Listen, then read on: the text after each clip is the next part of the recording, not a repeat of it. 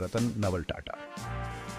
ये नाम सुनते ही इंडियन इंडस्ट्री की याद आती है। उनका जन्म 1937 में हुआ था और लगता था जैसे वो बड़े काम के लिए बने हैं। उनका परिवार, टाटा परिवार, इंडियन बिजनेस में सबसे आगे था। स्टील से लेकर टेक्सटाइल तक उनकी कंपनी हर जगह थी। रतन जी के दादाजी जमशेदजी टाटा ने टाटा ग्रुप की शुरुआत की थी। उनका सपना था इंडस्ट्री के जरिए इंडिया को आगे बढ़ाना। ये जिम्मेदारी अब जवान रतन के कंधों पर थी।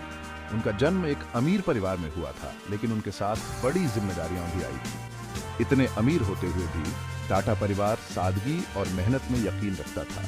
बचपन से ही रतन जी को यह सीख दी गई थी। उन्हें पता था कि असली वर्कयाबी सिर्फ पैसों से नहीं मिलती, बल्कि उससे मिलती है जो हम करते हैं।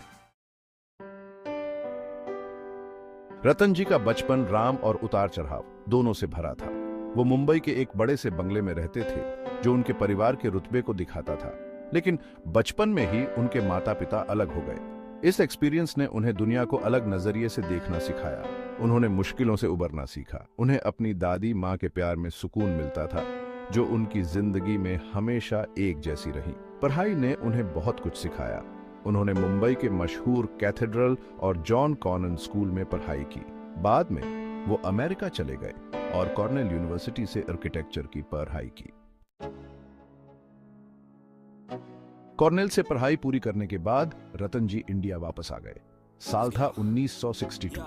इंडिया एक नया देश था जो अपनी पहचान बना रहा था। रतन जी टाटा स्टील में एक मामूली से पद से काम शुरू किया। उन्होंने कभी भी गर्मी और धूल मिट्टी से परहेज नहीं किया। वो बिजनेस को जड़ से समझना चाहते थे। उन्होंने कारखाने के मजदूरों के साथ काम किया, स्टील बनाने की बारीकियां सीखी। आगे चलकर यही एक्सपीरियंस उनके बहुत काम आया। इससे उन्होंने काम की अहमियत समझी। इससे उन्हें पता चला कि एक बड़ी कंपनी में हर व्यक्ति जरूरी होता है। आगे चलकर वो एक बड़े लीडर बने और ये सबक उनके काम आए। रतन जी धीरे धीरे आगे बढ़ते गए। उन्होंने बड़ी बड़ी जिम्मेदारियां निभाई। उन्होंने national radio and electronics company यानी NLCO का लीडरशिप किया। उन्होंने कंपनी को घाटे से बाहर निकाला। उनकी लीडरशिप लेसन शो दिखने लगी थी। उन्हें मौके आइडेंटिटी का हुनर था। वो रिस्क लेने से नहीं डरते थे।